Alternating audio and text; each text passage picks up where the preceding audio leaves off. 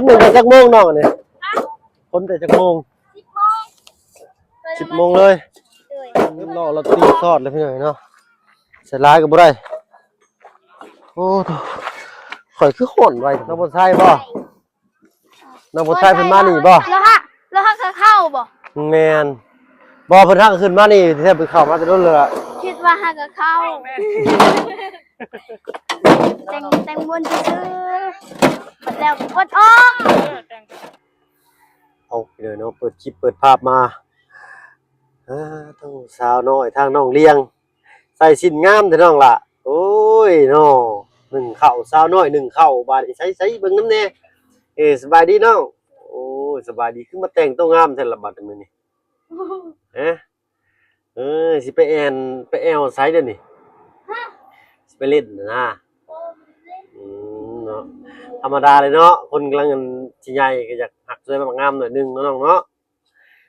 ปกติเลยเนาะอ้ายคือกันอ้ายก็ยังอยากหล่ออยากงามมันหักบ่งามนี่นะบ่ฮ้อนบ่นั่งนึงข้าวอยู่หั่นนะฮ้อนก็ออกมาเนาะแต่ว่าร้องเอ้ยฮึบใช้ติดไม้หน่อยเนาะเอาปรับไม้ออกไม้เนาะ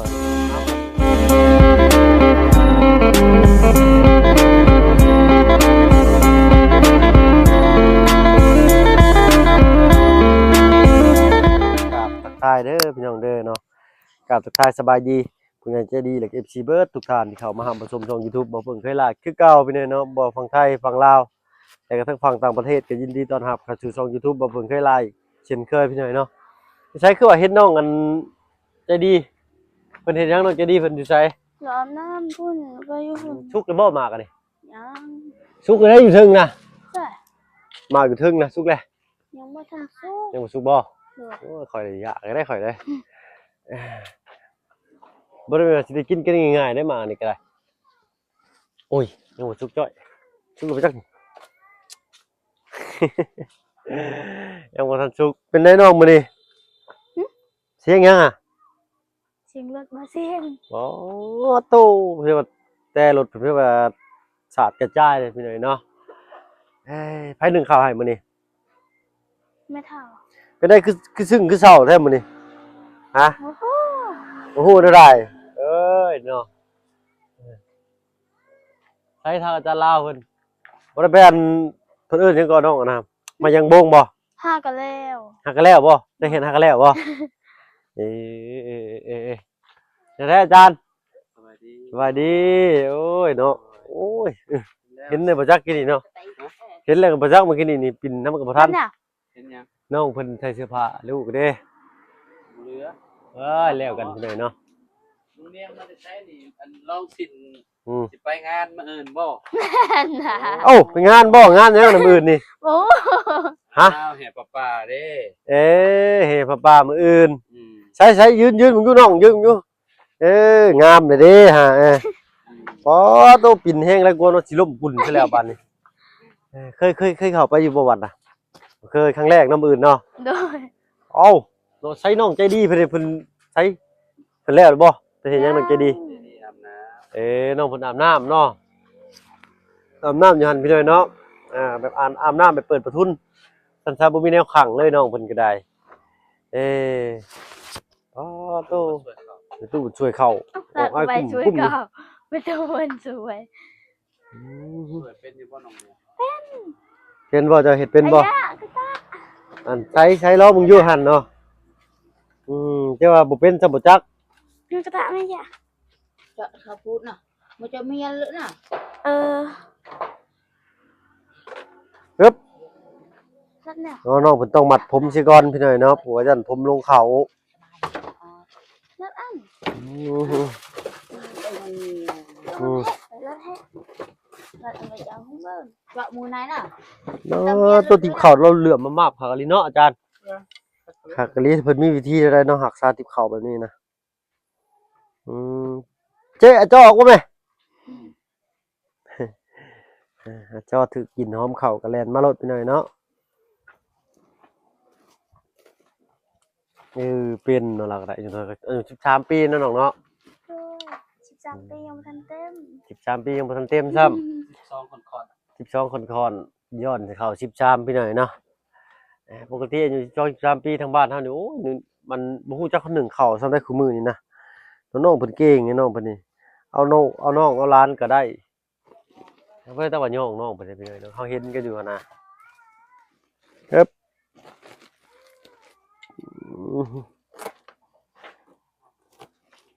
โธ่เบิดบ่มือหนึ่งซำนั้นเนาะหรือว่าบ่ฮอดมื้อ คนหลายก็มัน น้องเพิ่นสิเตรียมไปทอดผ้าป่ามื้ออื่นเนาะโอ้พอดีเลยพี่น้องพี่น้อยเนาะทางบ่เพิ่งมีพี่ใจดีทางฝั่งไทยพี่น้อยเนาะสมทบมาเฮ็ดต้นผ้าป่า1ต้นพี่น้อยเนาะก็บ่ว่า1ต้นแหละก็รวมๆกันหันนะพี่น้อยเนาะจำนวนเงิน 1,000 บาทเด้อพี่น้อยเนาะเอาพอดีแหละมื้อแลงบ่ลืมว่ามื้ออื่นสิมอบเสียบที่ต้นเลยพี่น้อยเนาะไปหาแลกเงินแลกคำก่อนเนาะ เอาโปรโมทนาบุญนำกันพี่น้อยเนาะทานมื้อเช้าไหลเข้ามื้อแลงฮึบอย่ามันหลุดเด้อเนาะค่อยท่าฮับก่อนค่อยโอ้ยเอาหัวไปตำสังกะสีตำโพดเฮือนเราก็ย่อเข้าไปหน่อยเนาะฮ้อนบ่จักล่ะหั่นเด้เราก็ได้เฮ้ยลาแห่งเซียนก็ข่อยอีกพี่น้อยเนาะกระตูบปานนี้ก็ประมาณเมตร60พี่น้อยเนาะสูงชุดนะอยู่บ่นี่สูงชุดนะต้องได้ก้มเข้าไปปึ๊บอุ้ยติบข้าวกับคนจะสิซ้ำกันใช้บาทนี่สิไปใช้บาทนี่โอ้มาสุกเลยนะนี่ยังบ่อยากกินแต่ข่อยจักหมากนี่พี่น้อยเนาะทางบ้านเราเพิ่นเอิ้นหมากละมุดบ้านนอกเอิ้นหมากละมุดบ่ โดย ทางฝั่งไทยเพิ่นสิเอิ้นอีกหมากหนึ่งหมากย่างหมากนุ่มๆหยังสักอย่างนี่แหละพี่น้อยเนาะน่าสิเอิ้นบ่คือกันเอาคอมเมนต์มาเบิ่งพี่น้อยเนาะนี่ลูกมันเป็นจังซี่ทางบ้านบ่เพิ่งกับบ้านน้องเพิ่นเอิ้นหมากละมุดว่าซั่นซะแล้วก็สิมีหมากละมุดอีกแบบหนึงสีน้ำตาลน่ะเนาะมีหมากอันนั้นนี่น้องเบิ่งก่อนพี่น้อยย่างรอเบิ่งก่อนหมากมี่เนาะโธ่ป่วยแล้วก็ได้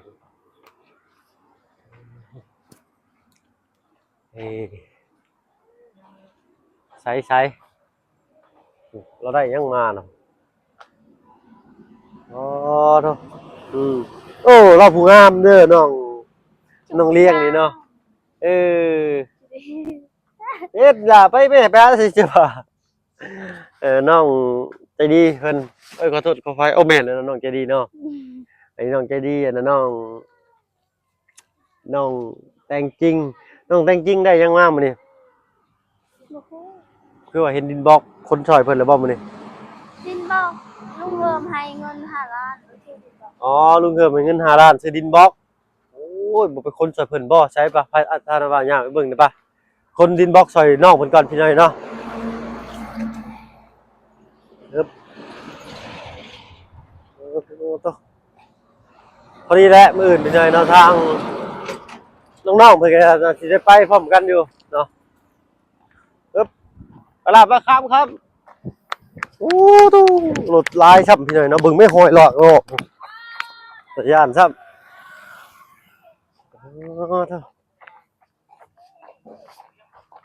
เข็มดารา อะไรน้อง มาหล่อเรา สบายดีเด้อ สบายดีปะลุง โดยสบายดีปะลุงเบิดทุกท่านพี่น้อยเนาะเอาได้ไรผู้ใดสิอยู่ผู้ใดสิคนขึ้นข่อยสิอาสากับน้องเพิ่นข่อยสิอาสาคนขึ้นให้แต่ทางมาบุญเพิ่นเลี้ยงเนาะถ้าเท้าใส่รถเข็นก็ได้น้องเอ้ยเนาะคนไปเสิร์ฟ2ก้อนโอ้เป็นลมเลยฮะโอ้เวลาเด้อ ฮะ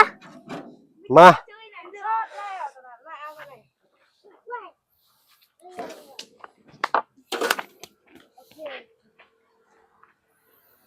มันตินซอตีน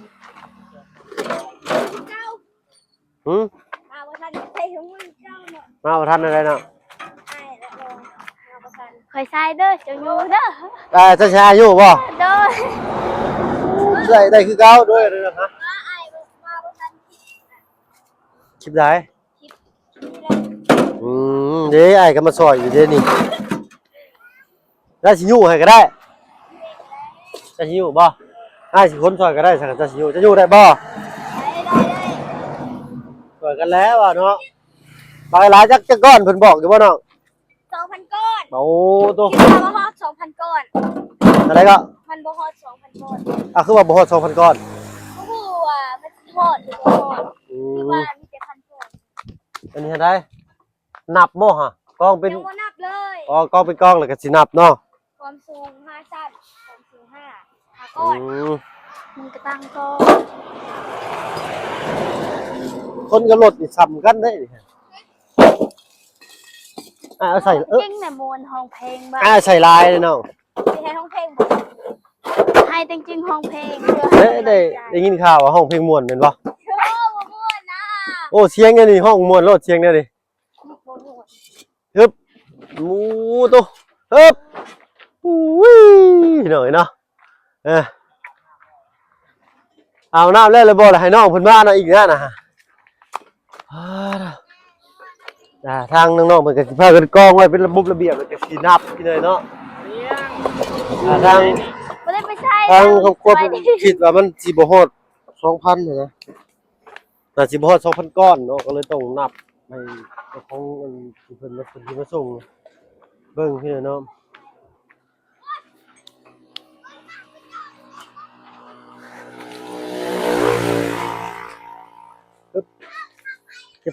ขึ้นใส่น้องเพิ่นก่อนพี่น้อยเนาะ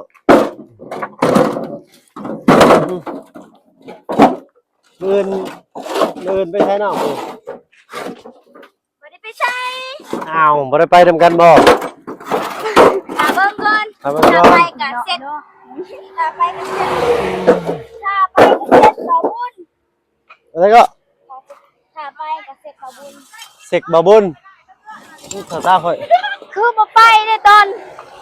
เที่ยงหั่นน่ะคือบ่ไปตอนเที่ยงชายไปถึงมันไปได้ ไปใช้ ไปตอนเที่ยงงานน่ะพอถ่ายรูปไปตอนเที่ยงนะ อันมานี่บ่ มาซอยเรา โอ้ทางอ้ายลงไปเวียกลุ่มโหมื้อนี้ปึ๊บแต่คนบ่จักมาพี่น้อยเนาะโหกันตักซอยเพราะมาบาดนี่เซลๆอยู่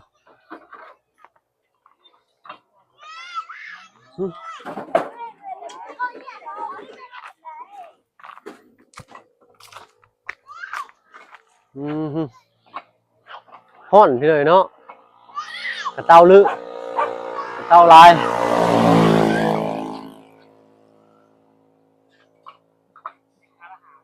หา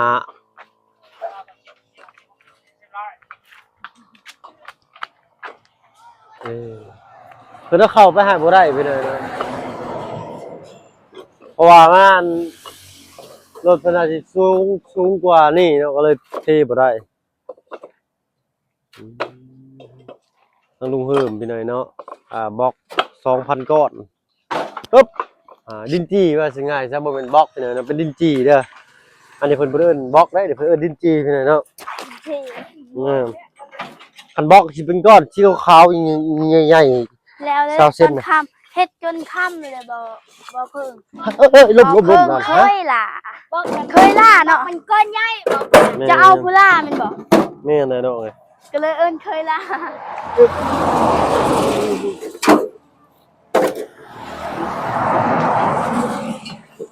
คนหนึ่งแต่จักโมงน้องอันนี้คนแต่จักโมง 10 โมง 10 โมงเลย เพิ่นเอามาทองหรือไม่แล้วก็เอาเลย พอบ่นักบ่จัก ตีนมันสอดแล้วพอแล้ว รอเราตีซอดแล้วพี่หน่อยเนาะใส่ลายก็บ่ได้โอ้ข่อยคือโหนไว้แต่บ่ เจ้าเป็นคนมีเหือเด้ คือลายหน่อยคือลายเนาะสะแงดบ่แม่นกระเต้าลึบ่แม่นสะแงดเอาผิดฮึบ สิแงดมันนาว สะแงดมีน้ำเนาะเนาะ แม่ ทั้งไงเพิ่นมาแล้วบัดนี้ก่อนยังเด้ทางเนาะ ตอนนี้เนาะช้าเนาะปรับไปเลยก่อน ป้าอีกก็ได้อันนี้ เบาเสียงนะไพ่อะบีบแกรถ มากระชกได้จริง อืม สองคน มีรถไฟแล้วบีบแก แหมจังนั้นเด้จังแล้วไว้วะ มีคนมาสอยนะ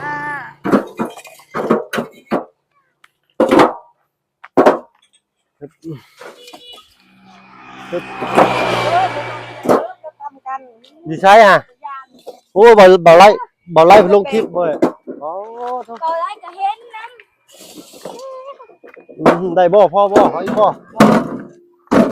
ดู เฮ็ดดีๆเดี๋ยวทับตีนเสียเงินน้องอีกฮะ เสียงเงินน่ะ เสียเงิน พาไปหมอบ่ ขอของหมอ โอ้ยสำนี่บ่ได้กินได้ดอกสำนี่บ่ได้กินได้ดอกสำนี่แม่น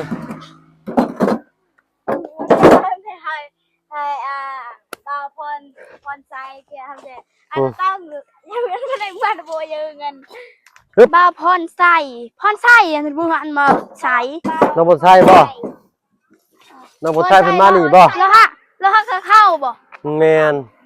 บ่เพิ่นทักขึ้นมานี่แทบไปเข้ามาแต่โดนเลยล่ะ คิดว่าฮะก็เข้าพ่อเดี๋ยวมันนัก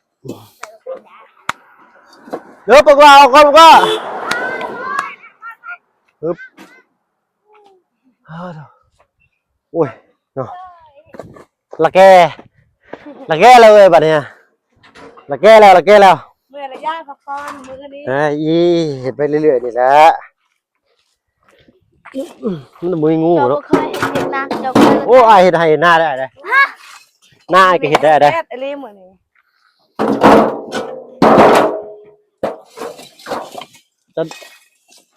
จะเคยรับหน้าบ่น้องเลี้ยง เคยบ่เคยแต่ตัวชิเตเคยให้แต่ไม่บอกไม่บอกจินดาอาวุธนะก็ไปเกี่ยวเข้าเคย โอ้เจ้าข้าวนี่เคยอยู่เนาะ อยู่ได้บ่ได้บ่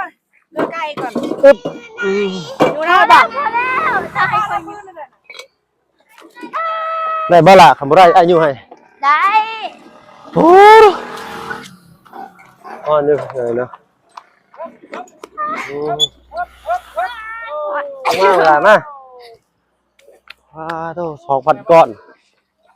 ฮอดอยู่บ่2,000ก้อนนี่เนาะแล้วสิฮอดอยู่ตัวอาบเลยเนาะ คนที่จีเลยก็ไม่ดอกแน่ แต่งบนซื้อแล้วกดออก แต่งกันคืนมีได้ ด้วยสินไทยนอไปบัดนี้สินแม่ตัวเด้บักหลายนะกินเราก็มี โอ้ล่ะเก่งแท้นี่เฮ้ย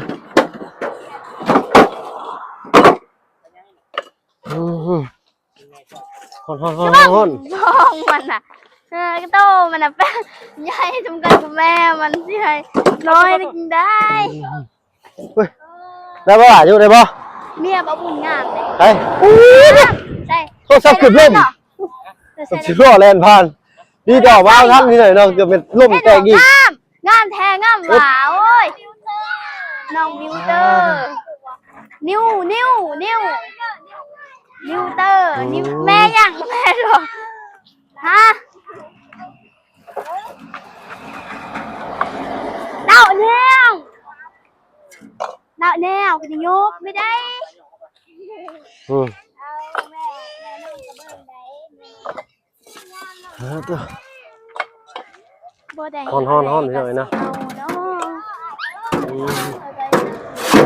ไรแถวจะก้อนนี่ตู้ เอ้ยนั่นก็เป็นตา อย่าดีอ่ะ ผู้น้องนั่นก็เป็นตา ใกล้นี่มีคนรอ มักลายแล้วผู้สาวเรา มีคนจะดีอุ้ยเนาะจะได้ได้ข่อยวันสบายดีจ้ะพ่อแปะไ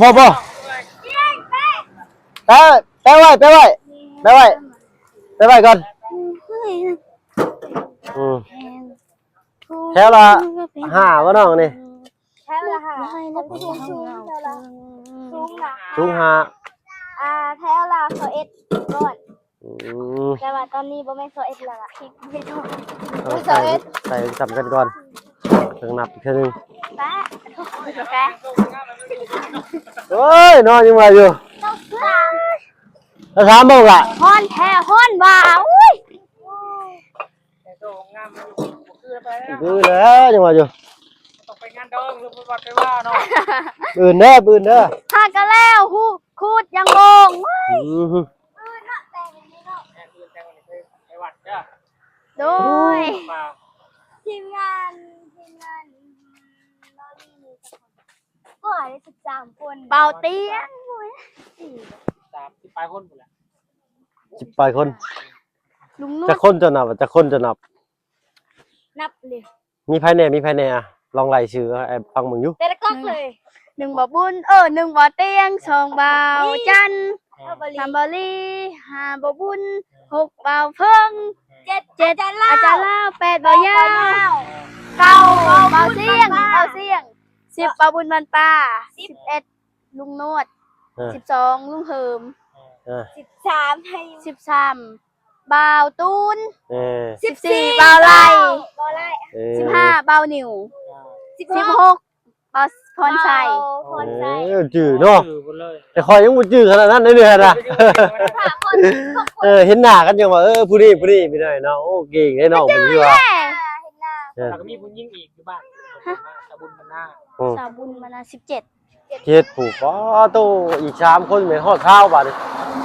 ลึกนี่เนาะ เวลาเด้อที่ชื่อเนาะ เลย ทีมงานไทยเอาพักผ่อนซะบัดนี้เด้